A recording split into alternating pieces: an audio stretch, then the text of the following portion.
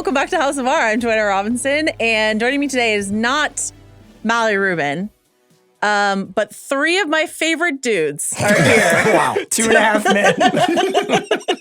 It takes three of the Ringer's finest to fill in for one Mallory Rubin. It's Chris Ryan, Van Lathan, Sean Fennessey. Thanks for being here. Thanks for having us. Welcome to House of R. Yeah. I never would have guessed that this would be what we were going to talk about when this group got together on House of R. What would we talk about? I don't know, but Daredevil Born Again is not the thing that I would have guessed if you had asked me I thought it was 3 years something ago. weighty that needs the perspective of all of us, like it's forming together. Well, actually, The it Illuminati. is. This is the Illuminati. Are you implying that Daredevil Born Again is not a weighty and profoundly impactful piece of culture? No, it's not. But it's still a very important superhero story, even like what's behind the show. That's Okay. true. Yeah. Why did you invite us here? Thanks so much for asking Yeah, me, why are we Sean. here? So we're here ostensibly to talk about episode 4 of Daredevil Born Again, but really as like a test case for what's going on with superhero storytelling. And also I thought in the next, hour and a half or so, we might look back at, the last 25 years of superhero Seems movies and achievable. television and solve for what are we looking for Right. from superhero storytelling. Because coming off of Captain America, which was not what a lot of people wanted from that Captain America movie, and Daredevil, which is landing medium positive, Mhm. but not a banger. I feel like we're in a real uncertain space. There are some projects on the horizon, your Fantastic Fours, your Supermans, but the question is sort of A24's Thunderbolts, as Sean is really looking forward to. absolutely very important. I got a co-EP title on that now. I'm really excited. Yeah. From the post-editor of... Executive produced by Ari Aster. from the podcaster who likes to talk about A24 movies. It's Thunderbolts. So all of that stuff is coming, and I just kind of wanted to figure out if what are we wanting from our superhero storytelling right now? And I think Daredevil is a really good sort of test case for that, especially as what you were talking about, Van, in terms of this is a show that was something, and then Marvel looked at it and said, oh no, that's not what we want to do. And then they made a bunch of changes, brought a new creative team. And what we're left with is the vestigial remains of what they thought might work and something new. And this episode in particular Had it all. Yeah. but like it has airdropped into the middle of it this Daredevil Punisher scene, which is something that they shot later and they just sort of dropped into this episode as like clearly thinking, hey, this is what people really want. And I think given the reaction to the show, they were right that we're in an era where it's like play the hits, don't give us something weird and experimental and new. Or you might disagree with me. So quick program reminders before we get into all of that. Let's hear it. House of R, we're covering Yellow Jackets and Daredevil. Yeah. That's what we're doing. Fantastic. What's that? What season? Is it season 8 of Yellow Jackets? What season are It's they just on? season 3, man. Season 3. Yeah. What's going on? They released an They incredible, still on that island or they what? released an incredible Survivor Yellow Jackets crossover ad where Probst is like in with the Yellow Jackets girls. Oh, because it's like on Paramount Plus. What is exactly. Yellow Jackets about? We don't have time. Okay. We Girls don't have in the time. Woods lost, but then when they grow up, they think about like what happened to them Yeah, in the very woods. Van coded. Oh, I was about to say, I've seen Yeah, that before. yeah. The Midnight Boys are trying to step on the Watch and Prestige territory. They're covering the Severance finale next week. The fans demanded it. Who are these fans? The fans, the Reddit fans, they want to hear the Midnight Boys talk about anything other than superheroes in this moment. Can I ask you, did your vitamin pack just hit? Because the way you said that. The way you said that had a little bit of an edge. We have a Punisher and an Animal Pack today. It's love very that. exciting. And then the spoiler alert for this episode is just sort of every superhero thing ever that has ever existed. Sure. You're grown-ups. Everybody and who comes to television. House of R comes with a PhD in this stuff. I don't think we don't have to walk them to water. You're wrong, but you know, we do our best to warn them what's coming. Episode 4 is Six Semper Systema, written by David Feige and Jess Wicato. Is that Kev's cousin? No relation. No relation. Really? No relation. You'd consider a name Directed. change there, then. That's a little dicey. Yeah. Actually, it's pronounced Fige. Yes, PJ. Directed by Jeffrey Nachmanoff. So I just want to start with the Daredevil as a character, because this is a character that hit on the Netflix shows, and Marvel's like, we want some of that. We want that Charlie Cox Matt Murdock's, Wilson Fisk. We want all of it. What is it about Daredevil that hits specifically? What do we want from it specifically? Sean Fennessey, knowing that he was coming on House of R, did some reading.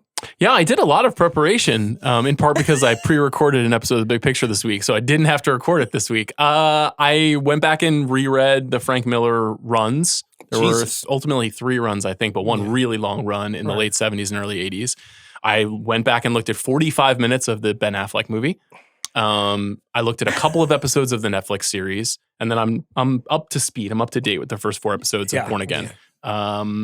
I think I'm the only person on this panel that hasn't talked about this show at all. I'm very curious to know what you're thinking of it so far. I think it is not good at all. Oh, okay. And I know that I've been trying to make an effort to be more open-minded about this storytelling this year. But I think that there was like a real miscalculation, which is that they're trying to make Dick Wolf's Daredevil, and that makes no sense. That has nothing to do with what makes this a compelling character. And I can see that they've obviously, like, they realized the error of their ways and they went back and they reshot things and they reframed it and they cut the season in half. And I see all the moves that they made. And some of that stuff is cool. I got a kick seeing Frank Castle. That was very exciting. Yeah. But Daredevil is like an incredibly emotionally sophisticated character, much more so than many of the like down the middle Stan Lee Marvel classics. And that story is a story about faith, disability, parenthood. Like, it's really a weird configuration and very noir. Obligation, destiny. Yeah. And it's super, super, super grounded in a time when most of these stories are not very grounded. The series itself is it's not awful. Like, I don't want to overstate. It just like, it is very clunky to me, the way it's been designed thus far. And even though I like everybody involved and I had some fondness for the original Netflix version of this series, what would I want from a Daredevil is like maybe a different conversation that we could all participate in. But I was hoping that this would bring some of the pop appeal that the best Marvel stuff has with that groundedness. And it's kind of neither fish nor fowl for me so far. Van, where are you sitting with it? The last episode was a slow realization that the show isn't really working. On the Midnight Boys, I said I likened it to watching a Premier League match for me. Yeah. Which is what's happening on there is good and entertaining, but I don't care about any of it because I don't know any of the players or the culture or anything. Like, I feel like I'm watching a perpetual away game. It's like something that's like very foreign to me. And that's kind of where the show is for me right now. I have such a nostalgic tie to the old Netflix show, and it was such an achievement. And it really was an achievement. It was one of the most faithful recreations of comic book intensity to the screen that's ever existed. Mm-hmm. And they took so much time with it. And it was so human and so accessible. All the tension was palpable and all the story beats were executed so well. This is just spiritually not the same thing. They're just doing stuff. Yeah. And the stuff that they're doing doesn't repel you in the way that some shows that we've watched have. You know, you're not looking at it going, oh my God, this is terrible. I'm not into it. But you are going, just like, why? Like, what's happening? How do I invest? What's my end point? And I'll go back to even the decision to kill Foggy. They're assuming that we cared about that. But when it happened, we kind of didn't care because we needed a refresher on this relationship and we needed a little bit more meat on the bone there. So they're just assuming a lot of things and none of it's really working. They're like, it's weirdly empty calories TV for a show from before that had no empty calories. The show is almost too much protein. Right. And does it feel all the emptier because we know how good it can be? Look, this is how I feel about superhero stuff in general. Like, ready? Yeah. You just cut me off. You just drove like no. I mean, let's get to it. Okay. Nobody needs to hear me talk about this show. Yeah. No. So I don't think we ever throw away our toys. There's always this point where you throw away your toys. I don't think we ever throw away our toys. We just get different toys, right? You start off and you have a Batman figurine, then you get a basketball or a baseball or whatever. Like, you just get different toys. Then you get an iPhone, then you get a car. Your whole life is about figuring out how you love your toys. Marvel does not know how to make different toys. Like, after you're done with the first toy that they give you, the action figure that they give you, they have not figured out how to take my Castle Grayskull and turn it into a baseball bat or turn it into a basketball or turn it into some of the other stuff that I fell in love with. They can't mature this stuff. They can't give us the next iteration of this stuff. And the aimlessness of Daredevil Born Again right now just shows that. Like, they can't take this story. They don't want to do the old thing, but they just can't do the new thing. And it's, at this point, I'm wondering if they will ever figure it out with any of these characters moving forward at all. Yeah, I think that you're getting to something that I really wanted to talk to you guys about, which was this idea of whether or not the television model is at all suitable for the kind of storytelling that the MCU specifically wants to do, not necessarily Marvel Comics, because I do think television would actually be the perfect medium for a straight adaptation of Marvel comic book storylines if budget were never a concern and you could just build sentinels and have Egyptian gods coming out of pyramids and stuff like that. But Daredevil is the best possible candidate for that. So I kind of like the show for the very reason Sean doesn't, which is I like Law & Order. So I don't mind Matt Murdock's case of the week with some overstory about like, well, Punisher and Fisk and everything else. Like tonally, visually, a lot of other things, it's a car crash. But for some reason, like a lot of car crashes, I'm kind of like, wait,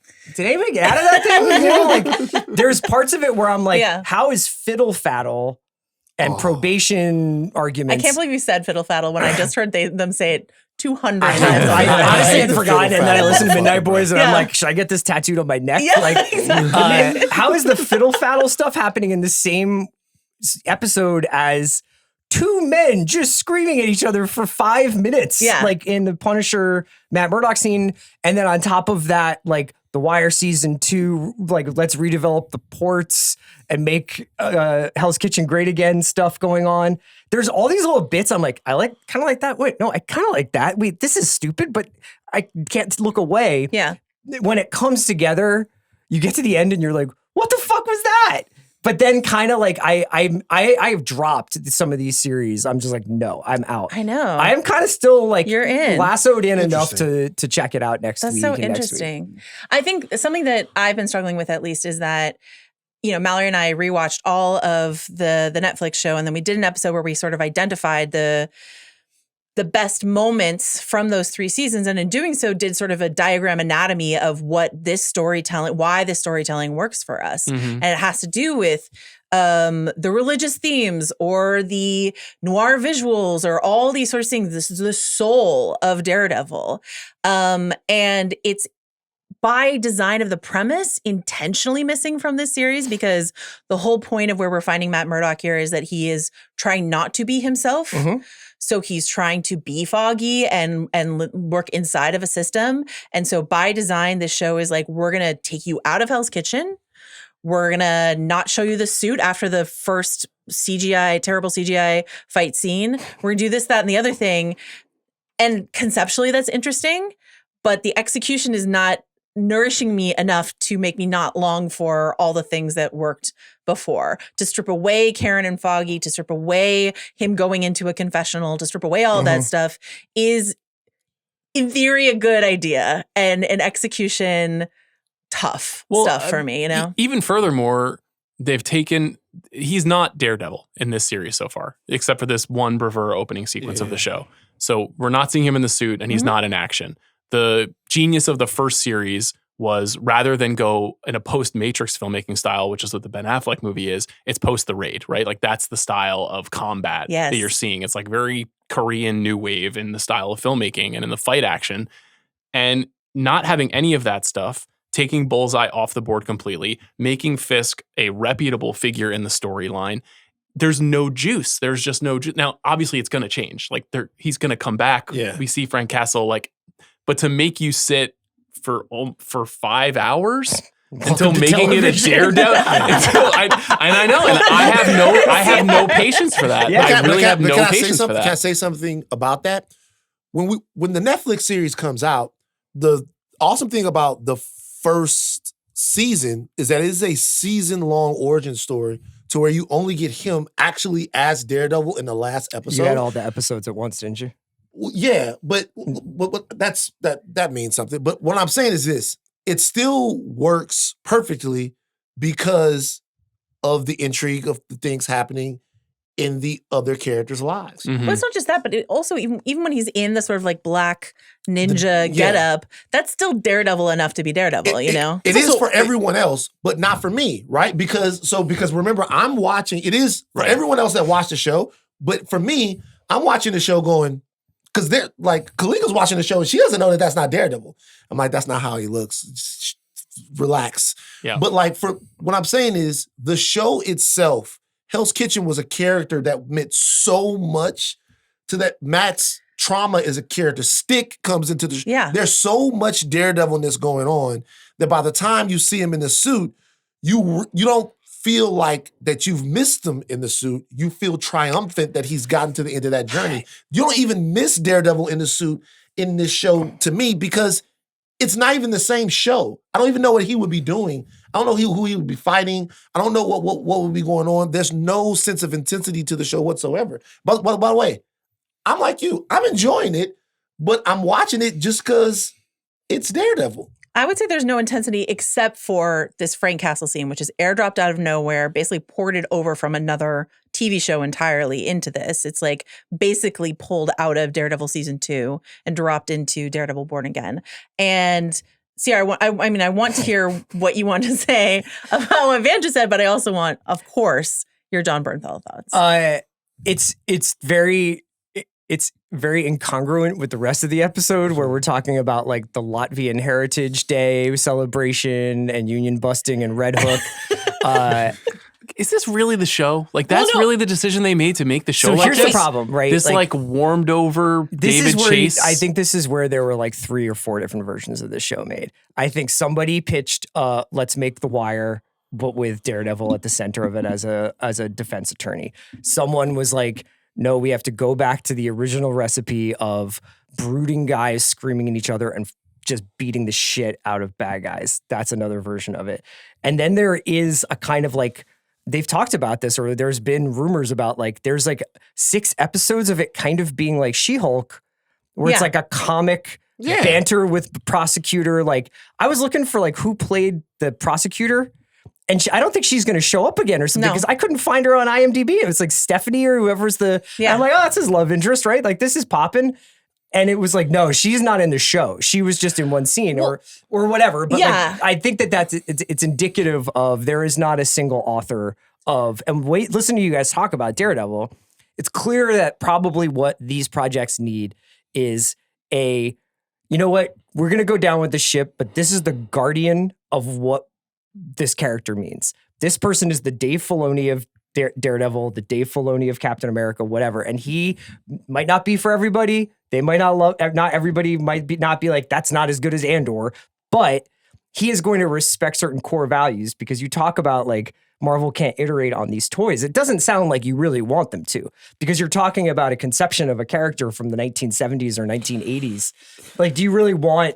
Maybe you just want it to be like the originalist version of it. It just needs its Christopher Nolan. I mean, the closest analog to Batman in the Marvel character story is Daredevil. It's a street level story with a person who has powers, but they're not like lasers flying out of his eyes.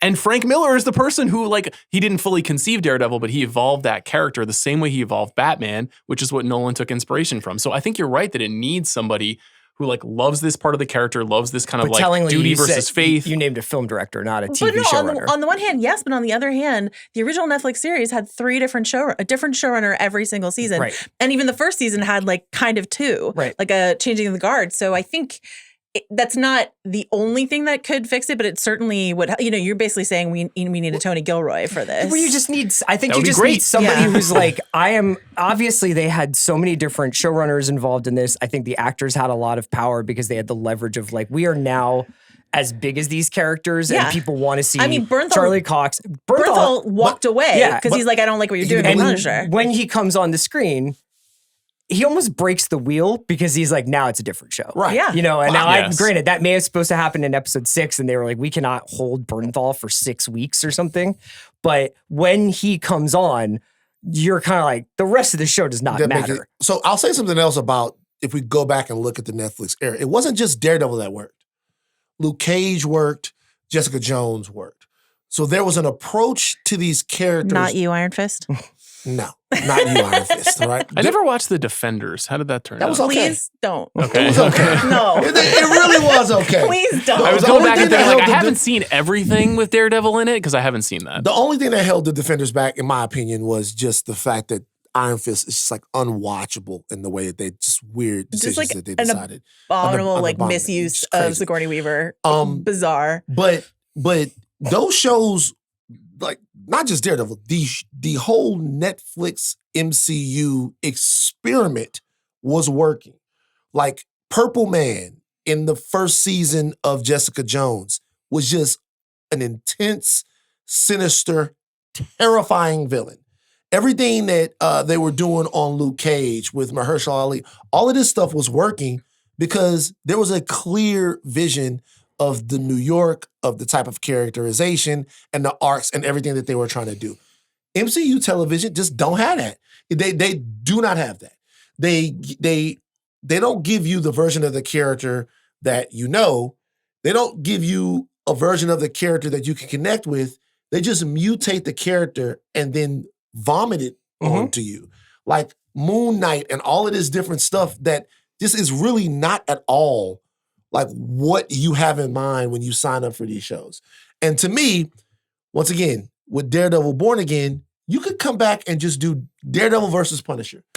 Just do a whole thing. I mean, I think the reason that is both appealing to people and this scene works so well and all of that is that they brought in the Punisher showrunner to take over in this new Daredevil like revamp. Right. It's is that Dario Scarpone. Yeah. So like he's like, of course it's going to start working when Punisher comes on the scene because he's the Punisher guy. Yeah. And so I think that like I agree with you entirely. And I think what's interesting listening to the director of this episode talk about it, it was originally supposed to be a day in the life for both Matt and Fisk. Mm-hmm. The reason we're on Fiddle Faddle Beat and all the rest and the like minutia of, bargaining about the probation sentence and the minutia of the red tape and the we built this city moments and stuff like that is to show sort of like the mundanity, I guess, that sounds like electric television, of what it's like to try to operate inside of the system. But like it was intended to be, and there's still sort of like some remaining moments of it,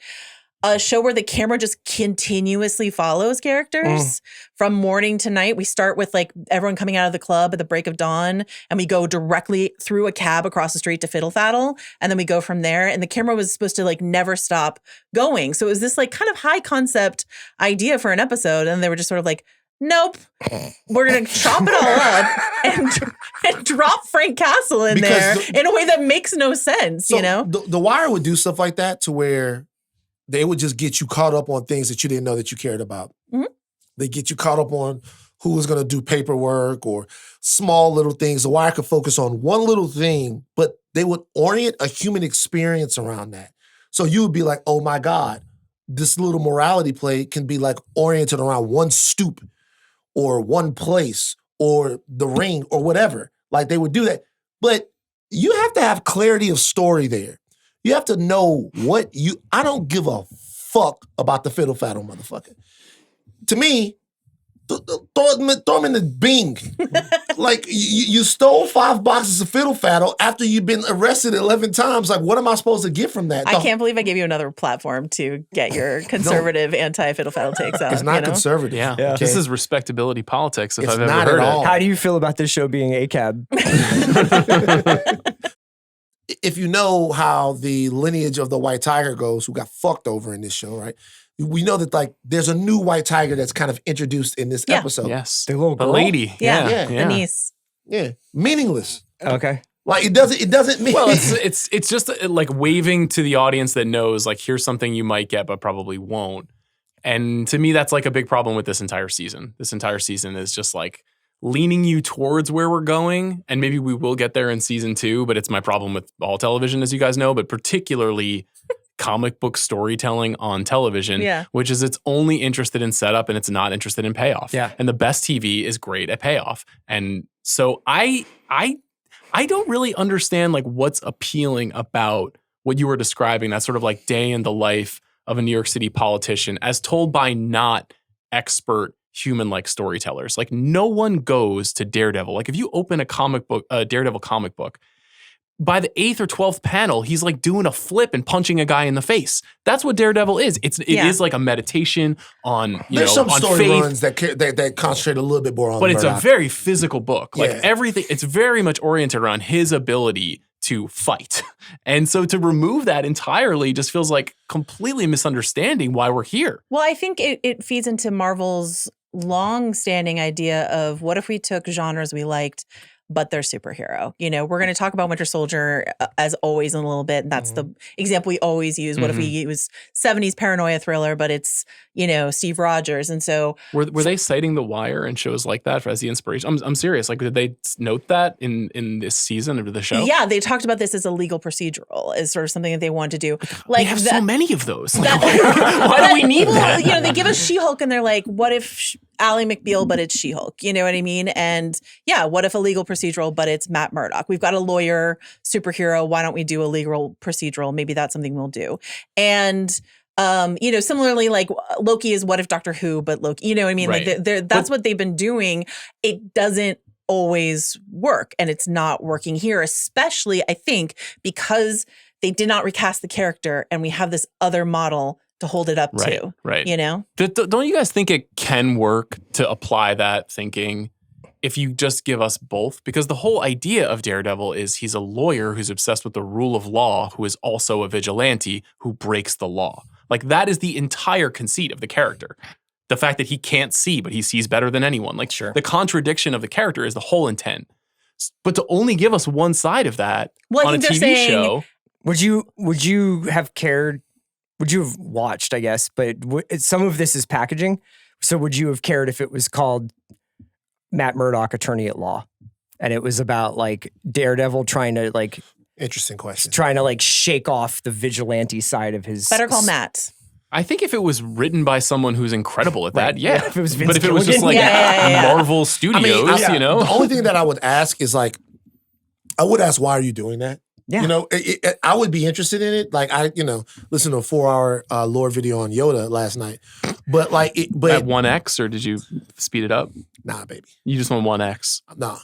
I'm gonna listen again. 1x. I'm sitting down. At a certain point, the TV's going, no sound.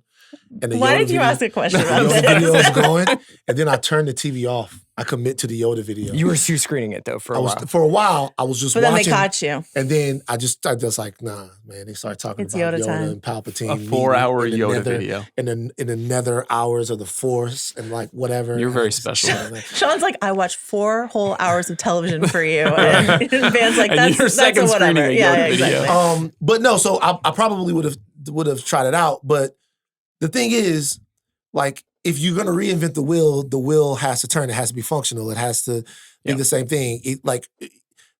The problem with the show and the problem with a lot of this stuff is that's cool. Like She-Hulk, Ally McBeal is fine. Like Ally McBeal is not like why we go to She-Hulk though. It's like the procedural aspect of Daredevil is not why we approach him. So you'd essentially have to make you're lowering your margin for error. It has to be perfect now. We also might be feeling the long-term ripple effects of the change in policy that's happened over the course of the Daredevil television experiment. So multiple times they have tried to turn the boat where at one point it was like, TV is TV. People who can watch these TV shows, they're not going to impact the movies. Right. And then it gave the TV shows a sort of like junior varsity feel because it was like, I doesn't really need to watch Agents of S.H.I.E.L.D. This is not going to affect the Not Avengers. only that, but it was like almost counter-programming, right? Then with Disney Plus, they were like, oh, you have to watch because you never know when somebody in the 5th episode might jump out and be like, Skrulls. But even in the... you have to do guys, all of this is worth it for me to watch Chris go Skrulls. We went through multiple seasons of this shit and we were like, wait a second, this doesn't matter at all. Like it doesn't matter. Like it doesn't matter at all. And now the problem is that they've kind of tried to be like, no, actually, you don't need to know anything about anything. Right. You can just watch this like you watch Law and Order. But it would be helpful if you knew who Punisher was. Like, let me ask you guys a question since you've watched all of these shows. I feel like it might be a tonnage issue for me. Oh, yeah. Like I watched the first 2 episodes of Adolescence last night. I haven't finished it. Please don't spoil it. But I had a sense of You wait till Punisher shows up in that. Yeah, that'll be exciting. But I had a sense of satisfaction and this feeling of momentum watching that show because I knew it would be over soon. Yes. And with Daredevil, I think this idea that they're pursuing, which will make whatever I've said so far in this conversation moot when he puts the suit back on in one more episode or 2 more episodes. If they had just compressed that and made this a 4 or 5 episode thing, wouldn't that have made more sense? If they just applied like the Sherlock methodology that's what I'm thinking to these characters, and they were like, we're going to make 3 90-minute episodes, and then we'll come back 9 months later and do another 2 or something. But like, there is the only reason why this is 2 9-episode seasons that are going to be released pretty close to one another is because it helps their quarters. It helps like whatever. Like that's all corporate. They had an idea and the idea blew up. Yeah. But I'll say something else is that they've done that. They've given you the 6-hour, the 8-hour experience, and then those fucking suck, right? They've attempted. Like what? What's the Secret Invasion? Secret Invasion. I mean, that's what they do all the time. They all the time. They give you 6 episodes. They give you 8 episodes. They've done that, right?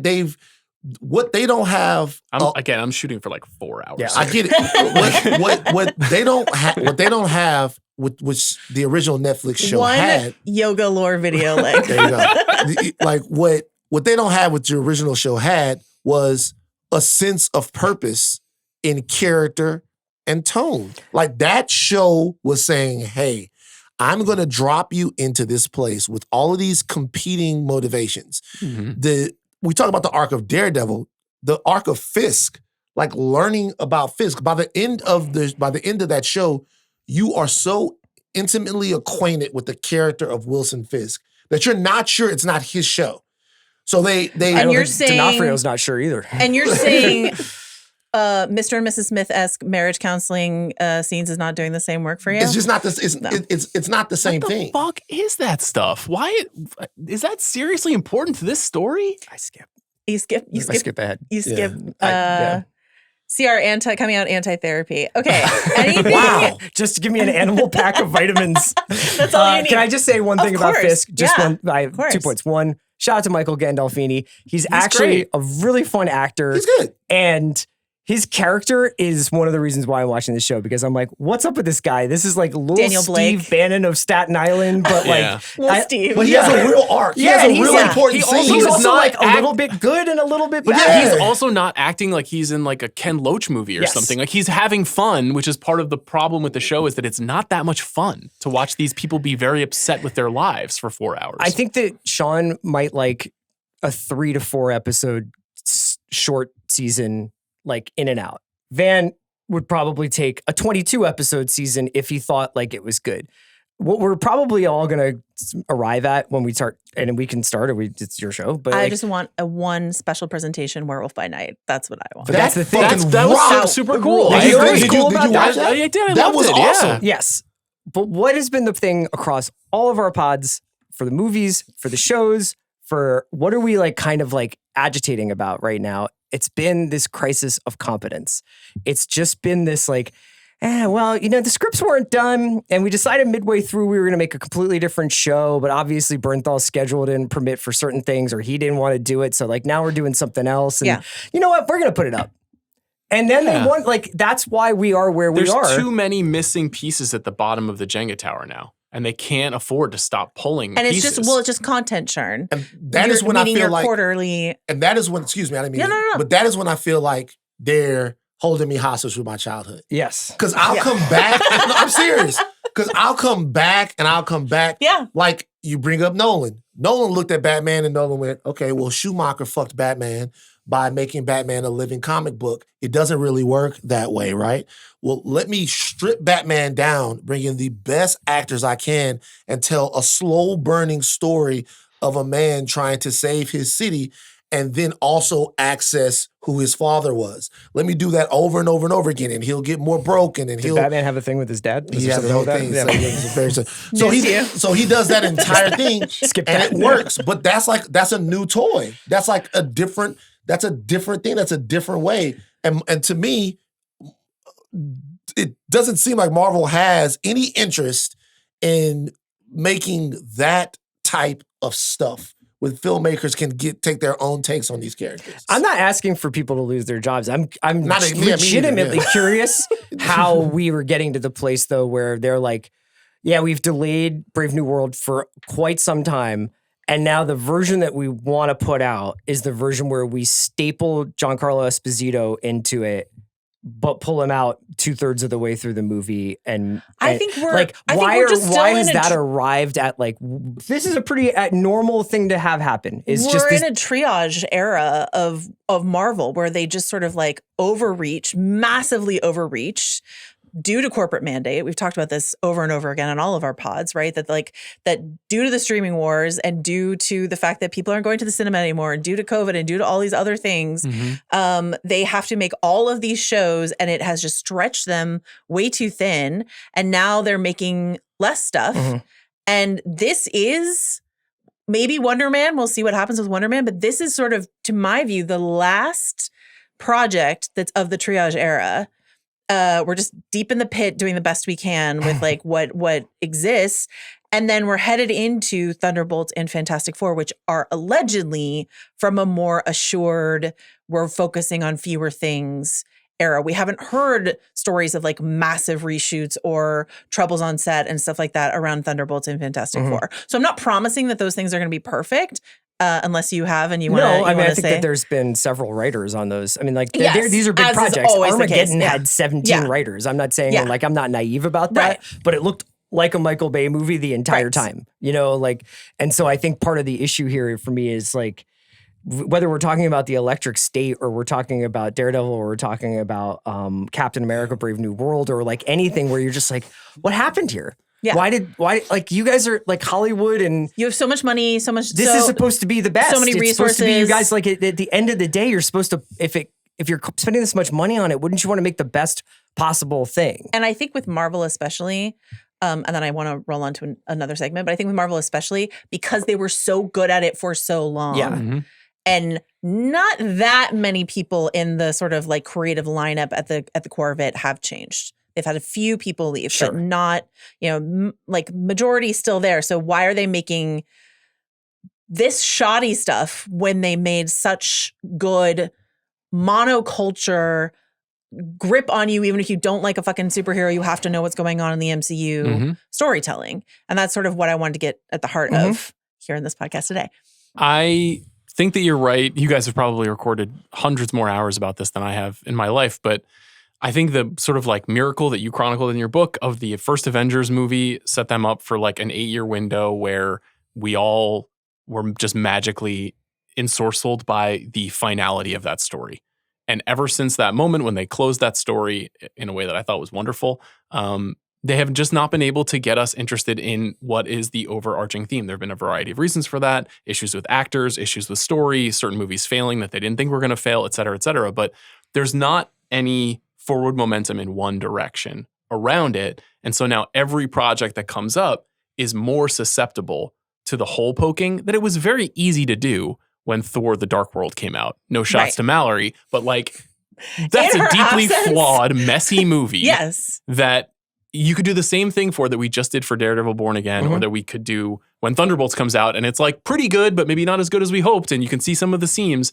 It's just that there was this overarching feeling like we're going somewhere, maybe even somewhere we've never been before as fans of this stuff. No one feels that way anymore. Now everyone is like, I need to go back to how I felt in 2019. That's why we're bringing back Robert Downey Jr. Yeah. That's why everyone thinks Chris Evans is coming back, even if he says he is not, because it's not. He'll be there. It's not about what's in the future. It's about what we used to feel like and how can we try to get to that place again. Reclaim, yeah. So the reason I've assembled this panel, not just because I adore you guys and it's so nice to see all of you, but also like CR is our TV expert, Sean Fennessey, our film expert, Van Lathan, our nerd expert. And I think together there is this sort of like, how can we diagram what has worked in superhero storytelling? Come together as some kind of gauntlet, maybe? You know, perhaps. So funny. Were the stones in the gauntlet? I was like going to make a corny Avengers assembly. Yeah. Which stone are you? He's the TV stone, man. TV stone. The funny thing about the way that you just set the three of us up is that you are actually all three of those things all in one person. But like on a more shallow level than I think all of you guys are. Everyone knows that's not true. No one listening is like, yeah, she is more shallow. They'll watch Big Picture Boys with Joanna Robinson. But I think that like what I wanted to, we just sort of talked about what's not working for us in Daredevil. I wanted us to talk about superhero storytelling that we've loved and maybe try to consider what has worked. And I just arbitrarily picked the last 25 years, perhaps inspired by the Big Picks current project of rolling through the best films the last 25 years that you and Amanda are doing. Yeah, it's going to be actually 24 consecutive superhero movies, which I'm really excited about to count down. Wait for the Madam Web episode. So let's start with TV. Sure. Chris Ryan, what is the best superhero television show of the last 25 years? It's The Watchmen. I think personally don't think it's super close, but I'm judging that as a piece of television and not a piece of superhero pop culture, right? Like, so that's obviously based on one of the most critically acclaimed and beloved pieces of comic book writing ever with the Watchmen. But what Lindelof did with that and the way he cast it and the way he made it feel applicable to contemporary times, and I think maybe he would have wanted to do more, but it felt like a very complete statement to Sean's point about feeling like it's like not like constantly just being like, hey, and in this there's a stinger, so stick around because who knows where Dr. Manhattan goes next. It felt very complete and very moving. And also, I know we're going to talk a little bit about the idea of superheroes losing their grip on the monoculture, but within the bubble of like my friends and I, like it felt like a really important 2 months in TV where we're just like every Monday, we're just talking about this so glowingly and talking about the ideas, and it transcended off the page into the real world in a way that I thought was pretty unique and wonderful. There were people who hadn't heard, and this is a statement on so many different things, that hadn't heard of the Tulsa Race Massacre until that show came out. Yeah. Yeah. And, if you talk to, obviously we all have different people, but, I remember I made Tommy, that's how I met Court. Like, I was like, Tommy, I want to meet the guy who wrote that one episode. He does not talk about anything that has to do with superheroes when he's talking about how he came up with that and how he wrote, to me, the single best episode of superhero television that I've ever seen. Let's talk about anything about it. He talks about the themes and the story and then how he could weave them and use those characters to tell it. Mm-hmm. And I mean, that's what that show was. That show was examining so many different things through the lens. For us Watchmen fans, the fucking shit didn't even make sense at first. Like I was, the Jeremy Irons stuff. You're like, what's happening? Like, what the fuck is happening? Like, where's Vite? Like, what's going on? And I'm sitting there like, and I'm watching it with Kalika, and she's like, what's going on? I'm like, I'm having trouble like connecting to this because I've read and reread and reread and reread this over and over and over again, and watched cartoons on it, and watch Zach's overhated movie on it, and they're not appropriately hated movie. That's a good movie, and they're not giving me the candy. And she's like, "Why don't you just let go? Just watch this." And like once you got into it, it made the same points as the original, almost in a lot better and more contemporary way. I agree. Sean Fennessey. Oh no, Van Lathan. What's the best superhero TV show of the last 25 years? TV show? Yeah. TV show. So if I'm on a TV show, I'm gonna go the original Daredevil Netflix show. To me, it was that established to me. And Netflix was in its weird prestige era. Like here we're coming, like House of Cards is right back here, like we're starting to dominate. And it was such a cultural moment to take that type of character and really get into the guts and the weeds of it. The brutality in terms of what the characters are being asked to do, the action of the show, the weight and feel of the force of it. It was appointment television. You could not take your eyes away. Like a brand new star. Obviously, he had been in Boardwalk Empire or something like that. Yeah. But like a brand Stardust. new star. Like to me, it was perfectly executed. And it was very meaningful.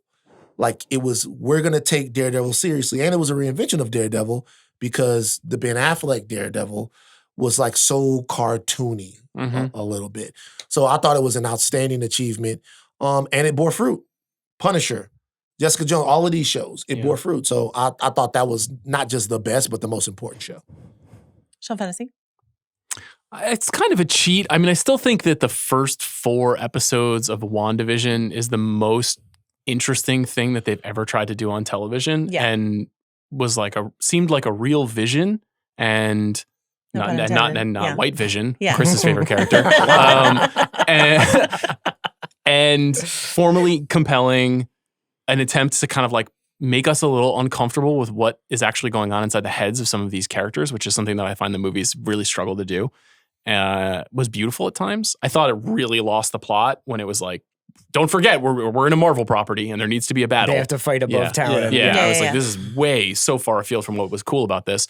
But the other thing I'll say is, just for the sake of television, in terms of like what a good TV show can accomplish, I think Smallville is like maybe a little underappreciated in this way, because TV in that like 22 episode format that like I'm with my friends and it makes me feel at home. I grew up watching Lois and Clark, which I really, really liked, and was an interesting version, I think, of what Daredevil Born Again would like to be. It's a newspaper show. Yes. Yeah. Which has a little bit of Superman in it. Yeah. And Smallville was more of a Superman show than that, but it was like smaller stakes. I didn't watch every episode of Smallville or anything, but when I would watch it, I would be like, this is Dawson's Creek for Superman. Couldn't watch every episode of Smallville. There was like 9,000. It went on forever. Yeah. But when it first came, there was something very novel about it when it first came around. Yeah. To me, though, that just kind of speaks to like my relative disinterest in TV. Sure. That I can't really, even like Loki was very, very acclaimed and loved, especially in certain corners of the Ringer. And I liked it just fine, but I never felt that feeling of like, I gotta find out what happens on Loki next. You know, I couldn't get interested in the storytelling the same way as I could, the way I could breeze through a comic book in 19 minutes, or I could finish a movie in 2 hours and 9 minutes. So it's just not the perfect suitcase for all my stuff. Yeah. You know? You guys have all picked my top 3 choices. I'm serious. Like WandaVision, Daredevil, and Watchmen. I think it's Watchmen for me, but Daredevil season 1 especially. And when Mal and I were talking about the rewatch that we did, and I told her, and she was like quite surprised, but I told her that the hallway fight, the beginning of Daredevil season 1, is like a top superhero ever moment for me. Just a guy. Me too.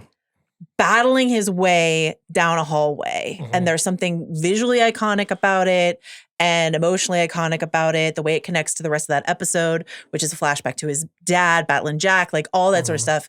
I think about it all the time.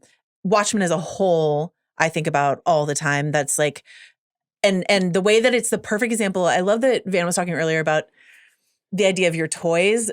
David Lindelof as like a Watchmen fanboy, and then did that interesting thing with it rather than try to recreate it faithfully or go in another direction just to prove that he could. He wound up sort of weaving something new into the old in a way that is just really responsible fanboying, you know what I mean? In a way that a lot of people, I would say, playing with the Star Wars toys these days are incapable of doing.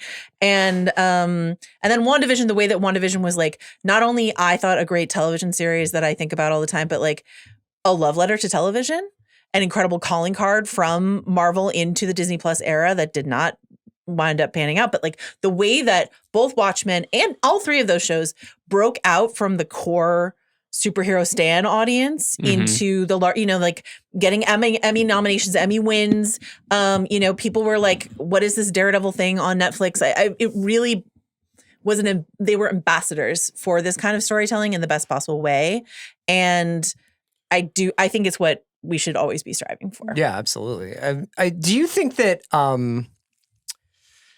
with your concerns, because I'm trying to like kind of connect the 2 things that you 2 were saying, but do you think that part of it would be a statement of intent in the beginning of a series of television? Like if Loki was just Doctor Who and it was like on for 20 weeks of the year and it was just they were flying around the TVA and visiting Ren fairs and stuff like that, that would be, would you say like, I don't want to watch those anyway? It would be easy for me to ignore. I mean, I think they've created a lot of things that you can ignore if you want to be up to speed with the movie universe, which they have clearly indicated to us is more important than the TV shows. Yeah. So, but if they were just like, this is a separate, it's like the What If show, which I think is cool. I'm glad it exists. I've watched a bunch of episodes of it, but I never watch it thinking like, well, this is really going to explain something that's coming in the future. Sure. I can enjoy it on its own terms.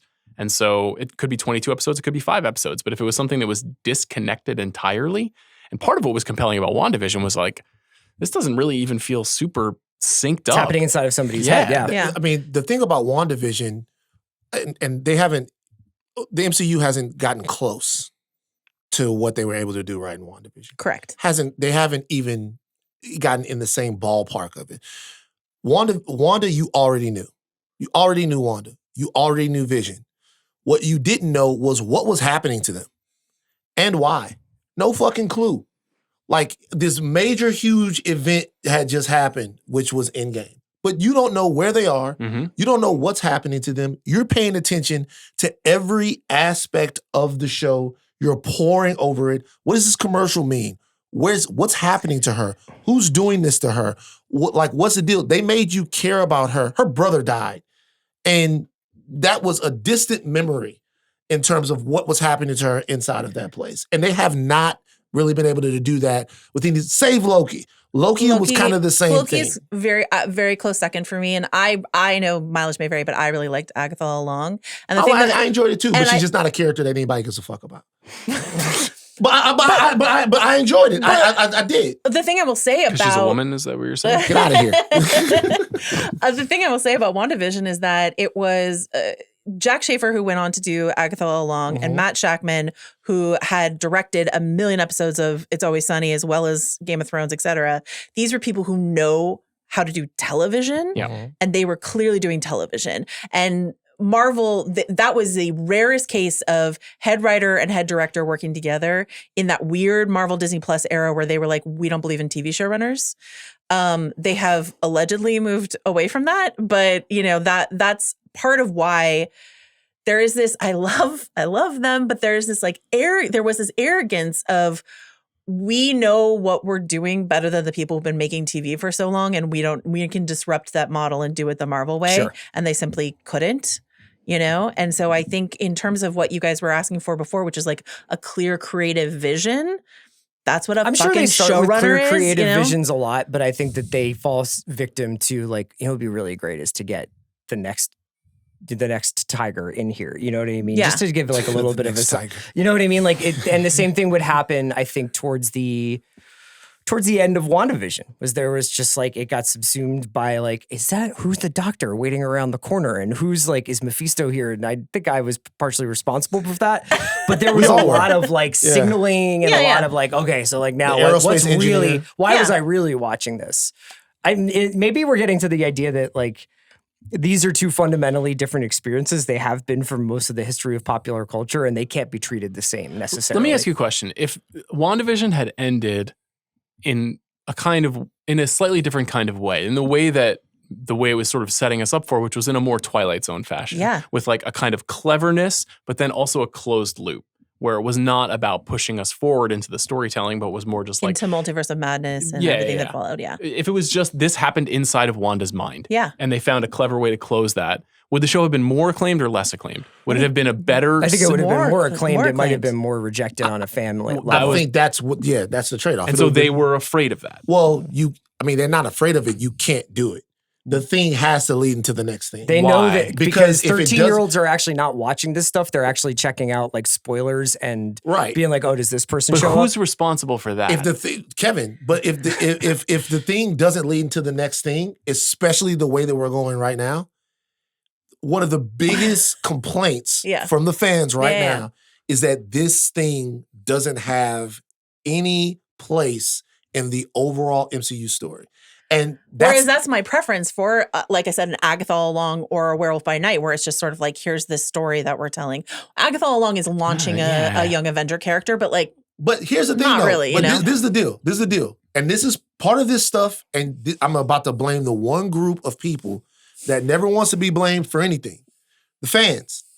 The Eternals come out, and it's okay, the Eternals. I know these characters, and then the fans go, "Well, fuck. Where were the Eternals at when Thanos was attacking the whole Earth? Where are they at? How were they doing?" And then Marvel goes, "Okay, we have to come up with why the Eternals didn't fucking help out with Thanos." And the fans, okay, so the aerospace engineer is not Reed Richards. Okay, where's Reed Richards? Okay, what those characters from Werewolf by Night? People are gonna be like, where are they at? Where are the monsters? Why aren't people getting abducted and all of that? The fans pour over this stuff. and raise the expectations and raise the threshold for this stuff so high that Welcome back to House of R. We're here to alienate our core audience. I'm just being for Mallory in shambles. I mean, this is the definition of an NMP for me. Like, this is not my problem. Like, and part of the reason why I have kind of, cut bait on a lot of this is because that became the prevailing sentiment.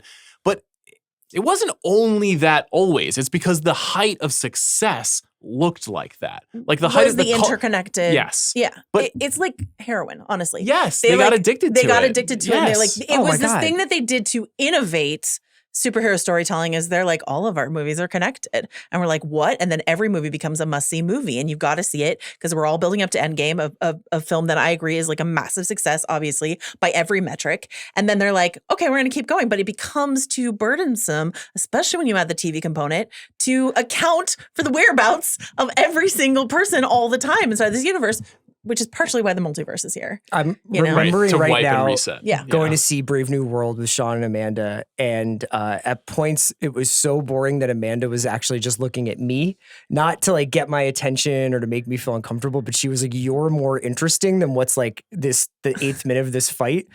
And I was like, this is actually, she's right. Like I thought it'd be weird if we were looking at each other. But like, I was like, this is a pretty boring film. And yet still, he and I were like, stay in your seat. We have to wait. We have to wait for the post-credit sequence, which was the epitome of like, why don't you punch me in the dick? With that post-credit sequence where he was like, what does he say? The multiverse or something. And I was just like, you gotta be No, he's like, the others are coming, right? Isn't that what he says? Yeah. What? God bless Tim Blake Nelson. The fans are used to, in the comic book structure, that even the end of Batman Begins ends with what? There's this guy that's been making trouble, blah, blah, blah, blah. Here's his calling card. Mm-hmm. And it's like, oh my God, I want to show up to the next movie because the Joker I didn't care that Batman Begins ruled. I would have, that's the thing. It's like, if the movie's good enough, if the show is good enough, you don't need the stinger. I understand that, but what I'm saying is there are very few comic book stories that don't lead to another comic book story. It's very true. And Marvel was able to perfect that, which is why the MCU worked so well. When it did. The one differentiation, which I'm sure has been picked over, but having just read a bunch of comic books in the last 2 days, is that comic books are leading to the next issue featuring the same characters. They're not leading you unless you are at one of these culminating events, which happens, I guess more frequently now. But when I was a kid, once every 3 to 5 years, maybe, when a Secret Wars would come along. Well, it depends on the book. Like, you would have the X-Men that would have their deal. And then you'd have, and they would cross over it with the characters in their world. But not common. Not huge. I mean, in the Daredevil run that I was reading, like, it's 7 characters, and then the occasional big bad who would show up who you'd be like, I'd never seen this person before, or they're kind of reintroducing a voice. So every once in a while, there'd be an asterisk at the bottom of the page is like, go back to issue 402 and find out why this guy's mad. Yes. But like, once Elektra comes into that run, she's just a huge part of that run for a year. And we're constantly like, what's up with Daredevil and Elektra? We're not like, hey, I wonder what Thor is doing right now. It's like, no, we're in Hell's Kitchen. We're not thinking about Thor. He's not a part of this story, and he's maybe never going to be a part of this story. And we were content with that. So the fact that is basically, like, not only is it over, it's like not possible. But you were so jazzed if Thor showed up in the book, though. If Thor showed up out of nowhere, you were so fucking jazzed. If Spider-Man team up, there was nothing better than a fucking team up. Like, dude, you were so jazzed if you were reading that book and out of nowhere, Jack of Hearts is in that bitch. It needed to make sense, though. It needed to fit. No, you're not wrong. It needed to fit with the tone of the book that you were reading. But it also, it's just like a 3-issue swing through. You know what I mean? Yeah. It's just like, that's the thing, is that like the material that's within any given frame of a comic book might cost $28 million to render on screen. Mm-hmm. Yeah. But you can be like, and turn the page. You know what I mean? Comic book runs, like, even if I get like an anthology, like I was thinking about some of the ones that I was reading in the early 2000s, and like Age of Apocalypse was like the one that I loved the most. But like, I would zone out for pages on end, or like skip ahead a little bit. Like you could have a much more passive relationship with it, whereas this has not only conditioned us to be like addicted to what's the next leak, what's the next rumor, what's the next spoiler, what's the next stinger. But it also feels like you don't really understand what's going on if you haven't seen, like you wouldn't understand Brave New World if you hadn't watched the Falcon show. Right. You know, like there is like a kind of almost a flaw in the storytelling mechanism now. Right. And it's the other it's the other side of the thing that works so well for them is now people feel alienated, like there's too much homework. I remember my sister who like is not a huge comic book superhero person at all, but she loves Spider-Man, and she went to go see the first Tom Holland Spider-Man. She's like, what the fuck? I need to have seen another movie in order to understand this first Spider-Man movie with a new Spider-Man. What's going on? Let's talk about movies, even more than we already have. Chris Ryan, what's the... Well, to your point, yeah, I think you can watch Logan, which is my favorite superhero movie. Of the last 25 years. Of the last 25 years. Yeah. I think Logan, for me, like I think Dark Knight is like superior cinematically or whatever, and it's obviously stood the test of time, but I think Logan is a perfect superhero movie. I think it's the perfect performance of a character. It's probably my favorite superhero character, Wolverine. I think it's an incredible, like, beginning, middle, end story that was perfect until Deadpool and Wolverine ruined it. And then I just think tonally had like just enough, like there's a little bit of spaghetti Western in this. There's a little bit of samurai movie in this. Yeah. But it's basically like a superhero movie. And I just thought totally nailed it. And I think also in something like Logan, like Charles Xavier is there, like, you know, Patrick Stewart is there, but you don't need to even have watched all of the X-Men films in order to feel that movie. No. Absolutely. Fan? It's Winter Soldier for me. And I'll tell you why. I was watching Winter Soldier with someone who didn't know about the comics, right? And I realized that we were watching the movie for two different reasons, right? Like Buck's thing comes off and it shows his face, and the person I'm with goes, "Oh, that's his friend." Oh my God. And I'm like, yeah, it's the one. Yeah, it's like, it's the, and I'm like, oh wait, you don't know that. Like you didn't put that together. Like you're not initiated. The story is working. Like when that happens, you go, oh my God, that's his friend. I'm like, yeah, this character's been around for years and years. The story is working. And when you look deeper into that, it is a completely different version of Steve Rogers than you get in the first movie. And they establish it right away through story. Dive into water. Get out. Fuck everyone up on boat. Confident, clear in what he's supposed to do. Has been through it. He now gets what being Captain America is. And he's thrust into this situation where he's forced to question every single thing that the MCU has now made us believe.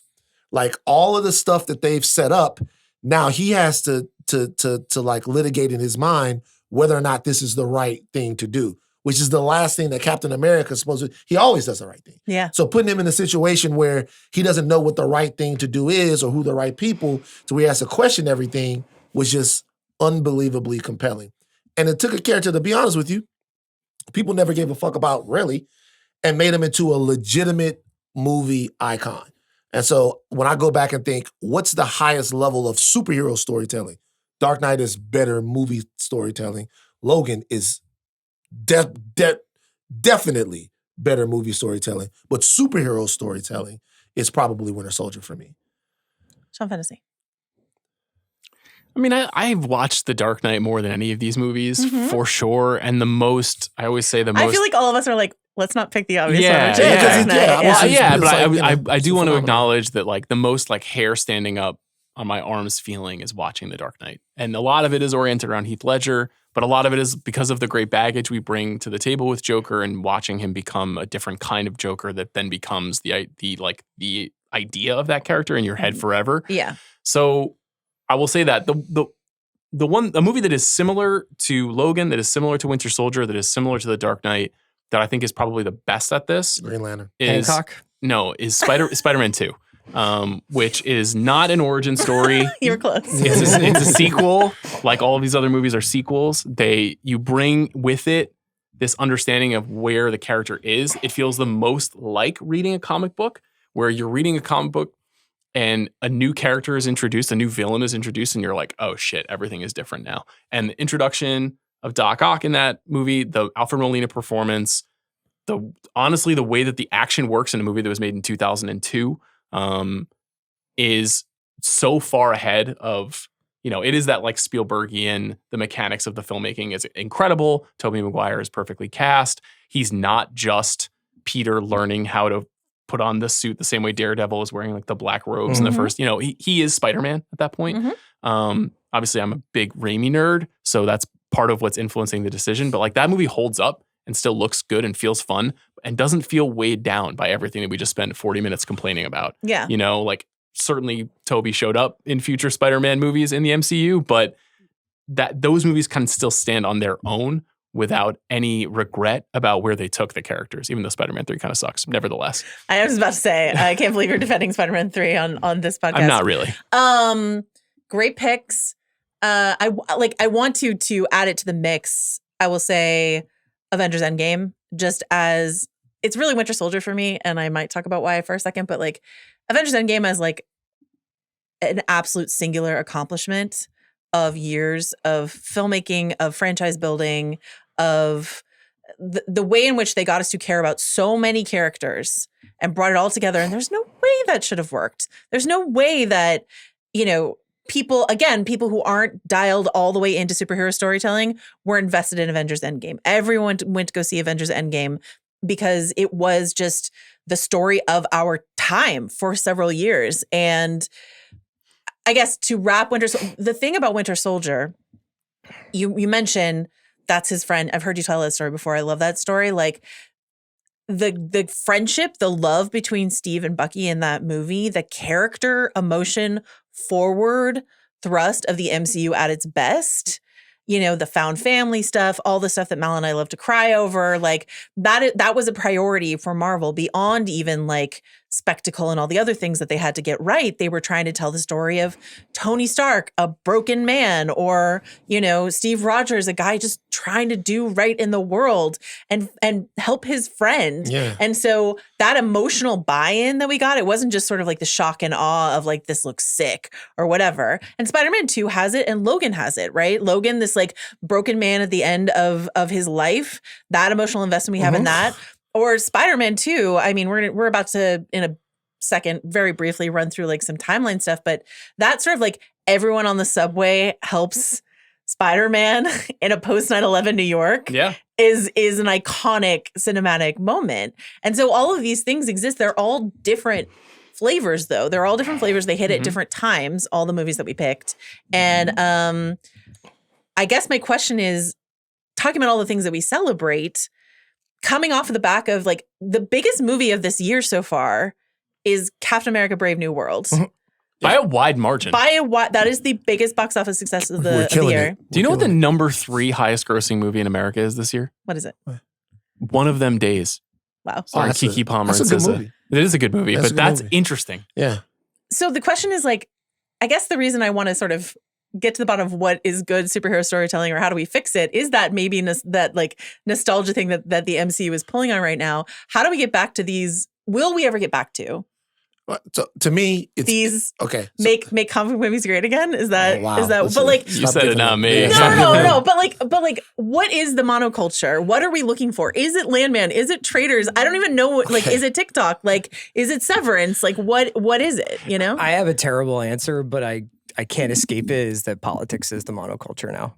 Okay. And that is the thing that, like, if you were going into a room and you were going to think of one topic that at least everyone would have an opinion on or have an experience with. I think the opposite is true for many people right now.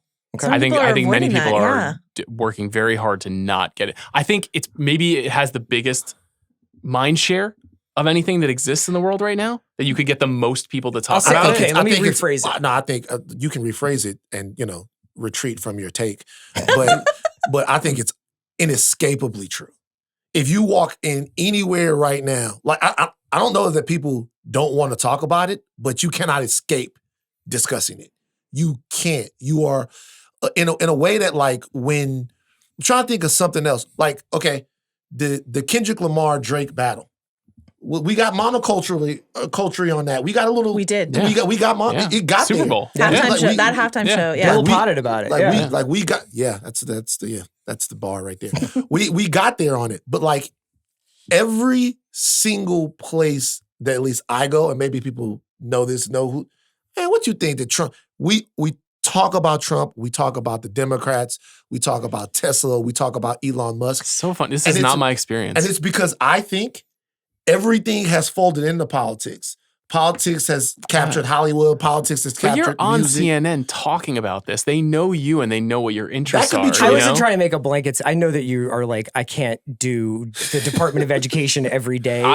But not only can I not, I feel like the people who are at a similar station in my life, the parents I run into dropping my kid off at school, they do not want to talk about that. If you bring that up, I genuinely think there's fear that you might stumble into someone who disagrees with you and find yourself having a conversation. I think you don't. Great I think people don't want that. I think I wasn't going to retreat. I was going to reshape it by saying I think that's getting such a disproportionate amount of coverage, and also whether it's your personal experience, my personal experience. A lot of people are like, I'm always subcutaneously aware of what is going on in that way.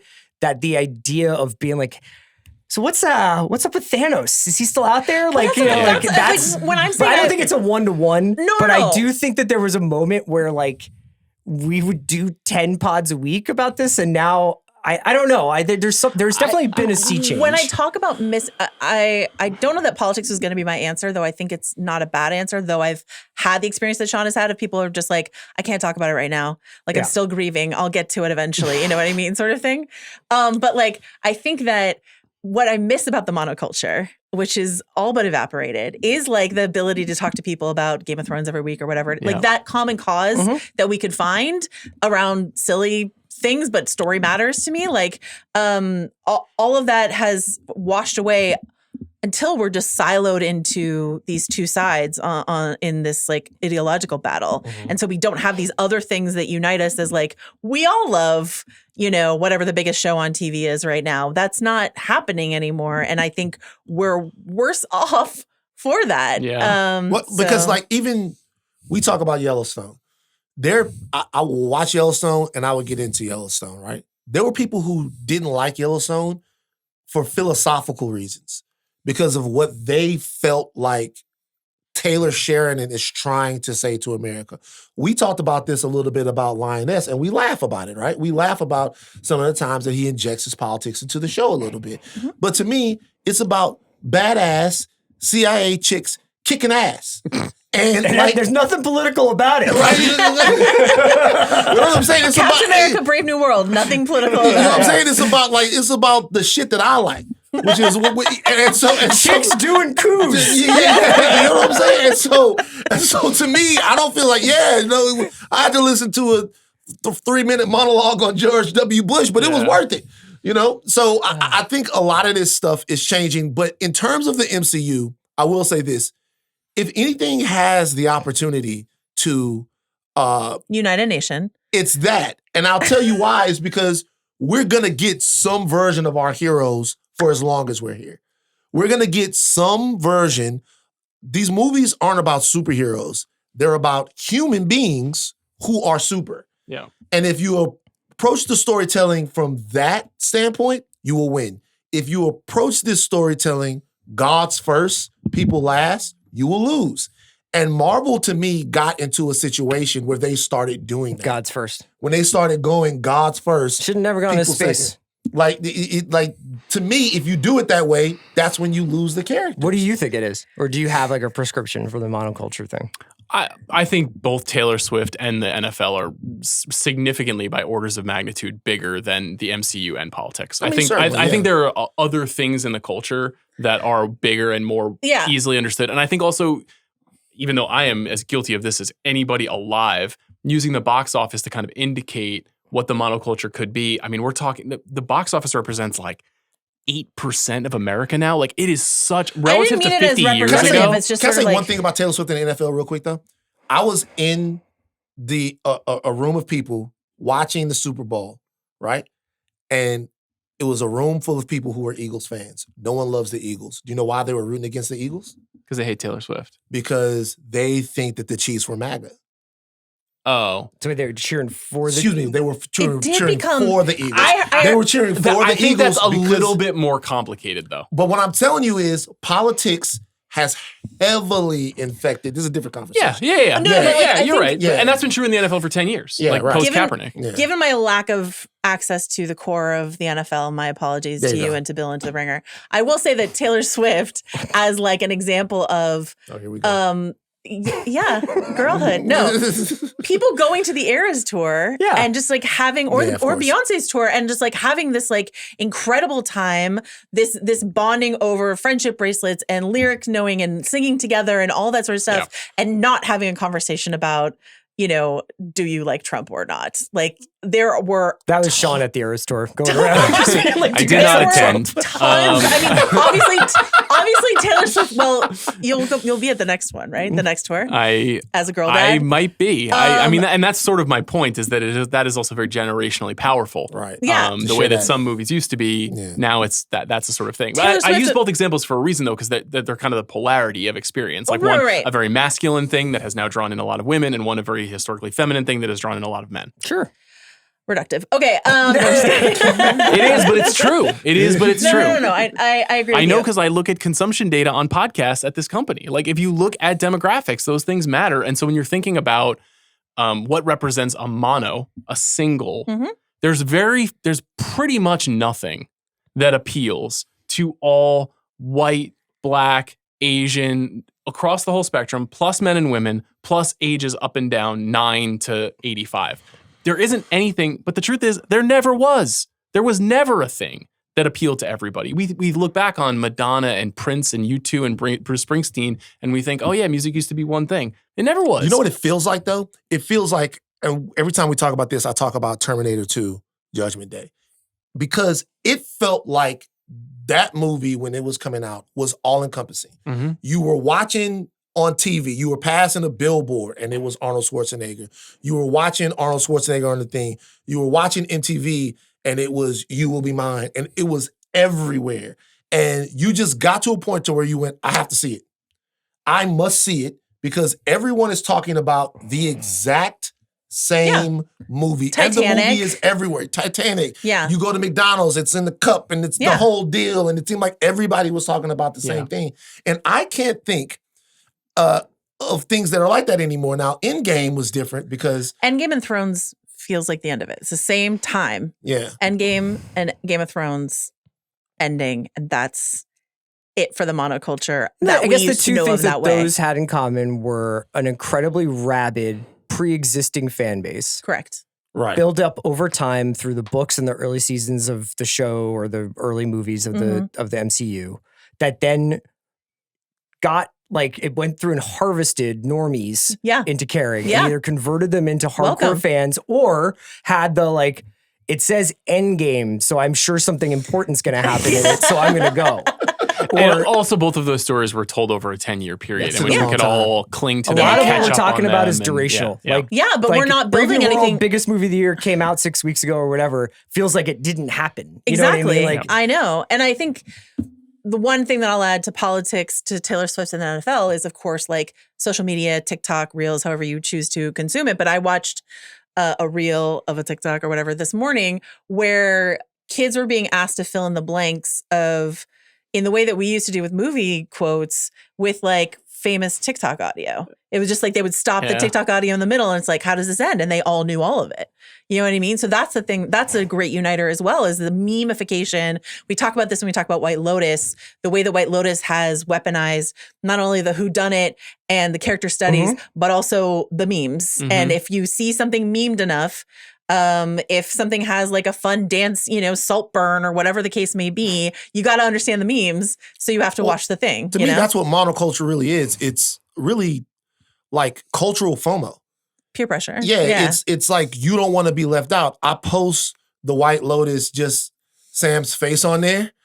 And there are people in the comments that are going, laugh, I can't believe this, I can't believe that. And then there are other people that are going, yo, what show is this? Like, what are y'all talking about? Yeah. And then they start to freak out. People did that with Lioness with us, too. That was me. What is this, guys? Can I watch it, too? Yeah. Hey, babes, kicking ass. Okay, so let's wrap up and say there's the era that we're in right now of superhero storytelling is what I'm calling Trump 2.0. Great stuff. Here we go.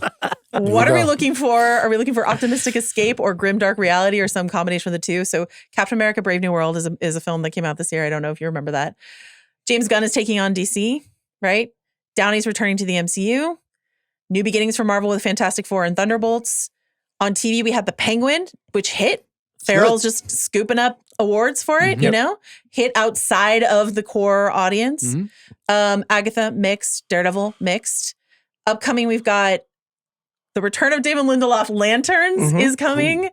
I'm paying attention to that. Close attention. Can't miss. I will be so surprised. I am monitoring that situation very closely. So I've always liked Green Lantern. I love the casting so far. Yeah. That's the rare comic book thing where I'm like, I will devote all 10 hours that I need to that show. To your question of like, we don't watch things that don't feed into the next thing. I mean, not to like constantly praise Damon Lindelof, but the way in which Watchmen universally praised, and he's like, I'm not doing a season 2. And they just like let it be.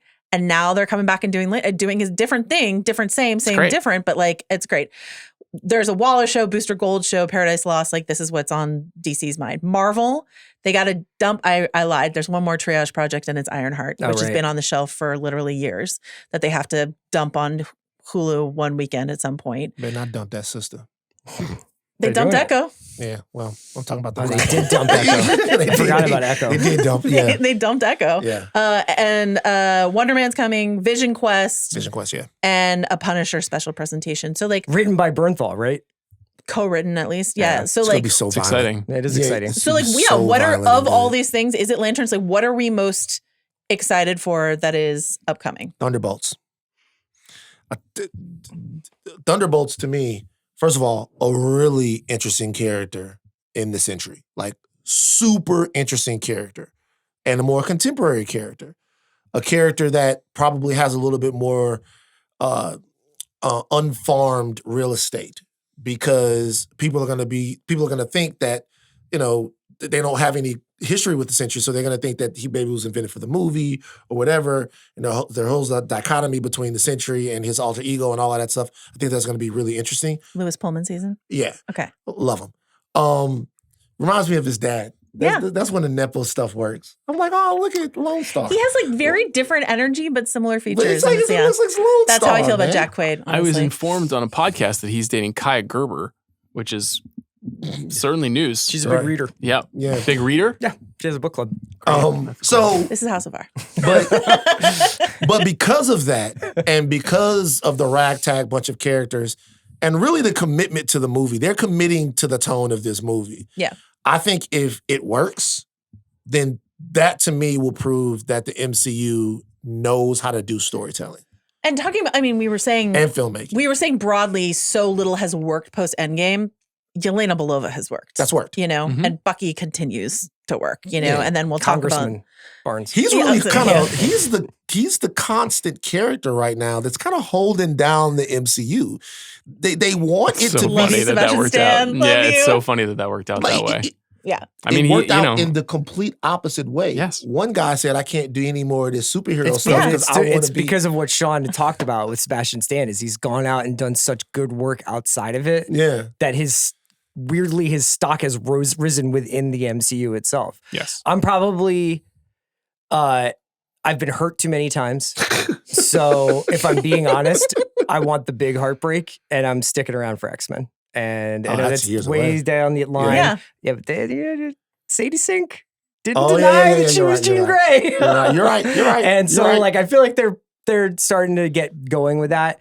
It's my favorite comic book by far. It's my favorite characters by far. It's the reason why I ever got into this stuff in the first place. So I will be attending class until then. Do you want to put that on? Mallory will get mad at me that I didn't mention. Trump 3.0? There is a Spider-Man movie coming also, allegedly. Sean Fennessey. I think I think Superman is the most important movie of the year, maybe the most important movie of the decade for the movie industry. I think it is potentially the swing pivot moment for all comic book storytelling because it allows it to be something that isn't Marvel going forward. If it does not work, the results are like pretty catastrophic for a studio that is now clearly hinging its at least short-term future on DC and James Gunn. And Dune. Just kidding. And Dune, but Dune in theory is probably, if not over, sort of over and one battle in after 18 another. months. But that's the thing, you know? Can I ask you a question? Do you think that Marvel wants Superman to work? 100%. I think so too. No, 100%. yeah, Feige has talked about this, and I believe him. so too, yeah. I believe him. Like he when Wonder Woman hit, and everyone's like, "Oh, DC got a female-led superhero movie out before Marvel." And Feige's like, "This is good for my business." 100%. Yeah. Like, No, I think it it really benefits them because it renews interest in that kind of storytelling, Right. and that kind of storytelling has never been at a lower flow than it is right now. Since Captain America: The First Avenger.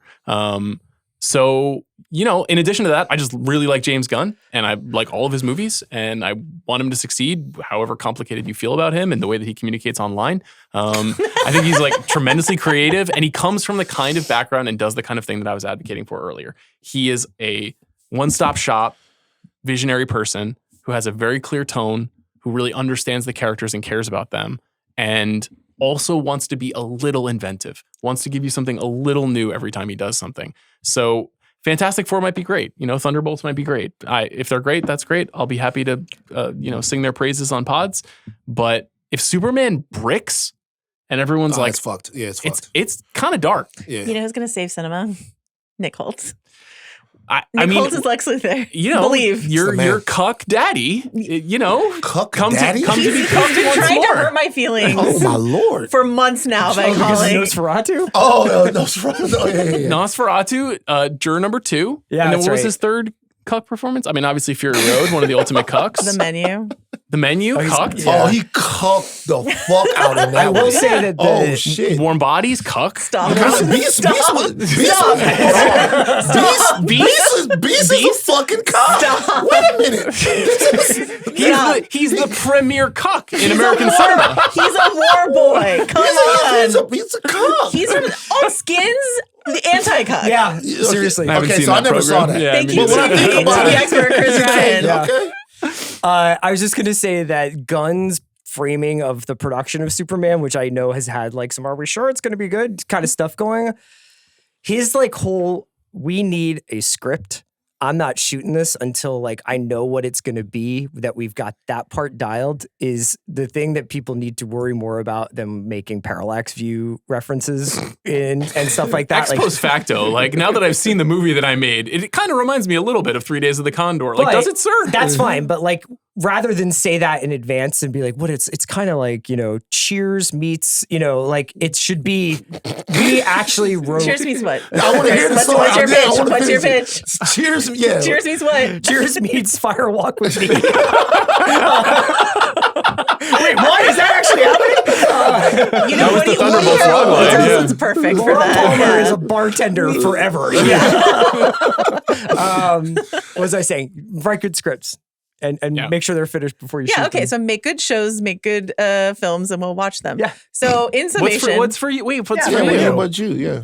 what's weird to me is looking at this. I have been. I mean, the Batman movie obviously is the Matt Reeves Batman movie. Is Do you feel like obviously- that's a closed But thing, this though? is, but Like, because if it doesn't work, if it is less good than the Batman, that's kind of okay, right? Like, they can just Yeah. move on. But that's the thing you're most looking forward to. What's interesting to me in the Batman, Lanterns, Superman ? Thunderbolts, definitely. It's more DC stuff than it is Marvel stuff for me right now, and I've been like in the Marvel like camp DC for has so more long. wonder, Right. more untapped territory. I just think that I think Lanterns is hugely important for comic book storytelling on TV, and I think to Sean's point, save cinema, see Superman. Can I say something about the Batman though? Yeah. For as good as the Batman was, and I've come to appreciate the movie. I know. I love that you turned around on it. I have. Like We did That a was big a- we did a big pick about it, the three of us. We Like, loved it. after That was a sometimes tough pot. sometimes it only takes me watching something 10 times before I can enjoy it. I was like, how are you not all in on it? It was like when we went to go see Nope, and I was like, what the fuck, dude? I need you. I need you on this. Nah, man. Like the Batman to me just is a lot of brooding. I don't like brooding, motherfuckers. I don't like pluck. I don't like brooding. Okay? You're saving the city. Let's be happy about it. Get your ass up. All right, now look, so like As if Matt Murdock and Daredevil Netflix doesn't brood the shit out of that. you know what he does? What? He gets some bitches though. He flirts. So he's getting pleasure in his life. And he honestly respects Latvian heritage. Yeah, he's getting pleasure in his life. Honey cakes. Yeah, like your Batman was all over the place. But I'm saying though, the movie Selena Kyle? Yeah, she was hot. The movie for as important as what it was, strangely insignificant. You don't think so? Like, because when we talk about films, you mentioned the Penguin. Like I feel like the Penguin is as important. Yes. It's like super important to the Batman. It's like they're equally weighted, which is bizarre, but true. But it's a Batman movie about probably not the Penguin inside the movie. I think the Penguin TV show. No, that's what I'm saying. And the Batman film are like right. The Penguin actually bizarrely made the Batman more important. More important. But I'm saying like that movie to me, I'm still shocked. I don't know if people know how to approach that version of Batman quite yet. Because I'm not sure if people are glomming on to it.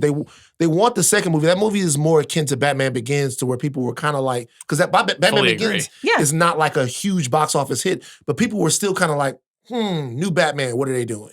Mm-hmm. So I'm wondering if they take too long to follow up with it, if the movie can maintain the interest from people. I see it the same way that Chris describes Superman, which is I think that, Reeves is a perfectionist and, very intent on control and was not going to make the movie until he felt like he was ready to make the movie. Fair enough. So I don't think you can wait too long on things like Batman. Yeah. I think on Thunderbolts, you could have waited too long.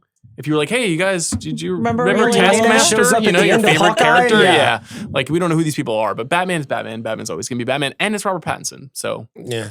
I think the only thing that I'm worried about with the Batman is like Gunn's other Batman plans muddying the waters in some way. They should wait. They really should. They should wait. Okay. So I think we solved superhero storytelling in under 2 hours. I have more Taylor Swift takes if you want to share. Anytime. Come back to House of R. I like her. For your Taylor Swift takes. I like her. I'm just saying. I didn't used to, man. But I like her, man. Yeah. Yeah, I like her. Yeah. Were you suspicious of her because she was white? Yeah, for sure. That starts everything. You guys have been able to bypass that throughout the years. But it's been years. Oh, it took a while. It's been years. It took. Oh, not me and you. Yeah, I'm talking about these. Oh, okay. Taylor? No. So your white privilege. My white privilege. That Van had to get over. We've had to connect on different things. Me and Joe, like the Central Intelligence Agency. We connected on this, and then me and Sean have connected on several different movie disagreements. Yes, I've been present for them. It's always really pleasant. We are a philosophical construct. Thank you for coming to this episode of The Watch. Higher Learning. You wanted a more freewheeling pod. Big Picture. And House of R.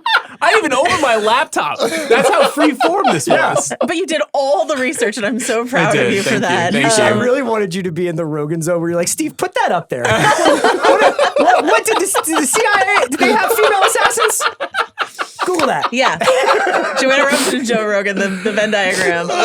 So thanks to Steve Ahlman, as mentioned. Thanks to Arjuna Ramgopal. Thanks to Jomi Adeniran on social. Thanks to John Richter. Thanks to you. Thanks. Nice job today. Thanks, Great guys. job. Thanks for coming. Thank you for having us. Thanks to Molly Rubin in absentia, and we'll see you next week for Yellow Jackets and more Daredevil. Bye.